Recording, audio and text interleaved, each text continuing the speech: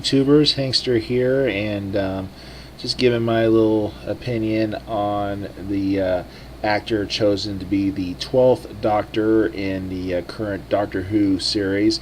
He, of course, will be replacing Matt Smith, who, of course, will be leaving after the 50th anniversary special later this year, which will feature not just him, but also, as I saw, David Tennant, who, of course, was the 10th Doctor.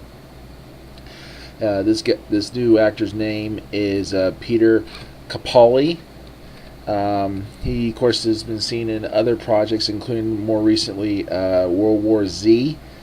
And he, of course, is no stranger to the series. He appeared in the Doctor Who spin-off series Rosewood, I think as a villain. Interesting enough, in my opinion, Peter here seems to be showing that the Doctor is going forward in years. Now, if you've seen like the last few Doctors, he seems to have gone younger and younger. And of course, Matt Smith was announced to be the youngest actor to play the Doctor in the series. But apparently, with Peter taking over, it seems like the Doctor will be aging again.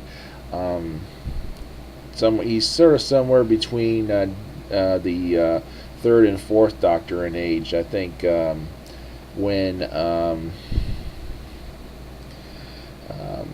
Tom Baker played him in the 70s, he was in his somewhere in his 40s, and I'm guessing that the third Doctor, John Petrie, was somewhere probably a little older, maybe late 50s, 60s. I'm not really sure how old he was when he played the third Doctor. So it's going to be interesting to see how an older Doctor will be portrayed in the future.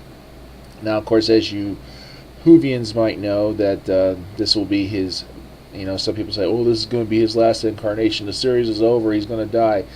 Well, there may be some things going to prevent that. He might get some more incarnations. If what I've heard, of course, River Song gave him some regenerations of her own. Will sacrifice her regenerations for him, so he might have some more regenerations to go by after the 12th one. So we probably won't have to run the risk of him turning into sort of a Tarman, Return of the Living Dead Tarman looking husk like the Master did in the original Doctor Who series, when he, if you remember, the Time Lords of Gallifrey are only granted 12 incarnations, or 12 forms, to regenerate into, and then they're kind of, SOL. But obviously with River Song's interference in giving her regenerations, there's a possibility that we might have a 13th and 14th and so on Doctors in the future. So we'll have to see after that. Now, of course, this being a 12th Doctor, if you ever saw, there was an episode during the sixth incarnation series, the other Baker. There was a trial. He was on trial, and there was a mention of that the prosecutor, I forgot the character's name, but the Master had made a claim that he was the Doctor's 12th incarnation. So he was basically being accused of whatever crime by his future self. But we'll have to see, being that we'll see if the Doctor will become evil in this next series.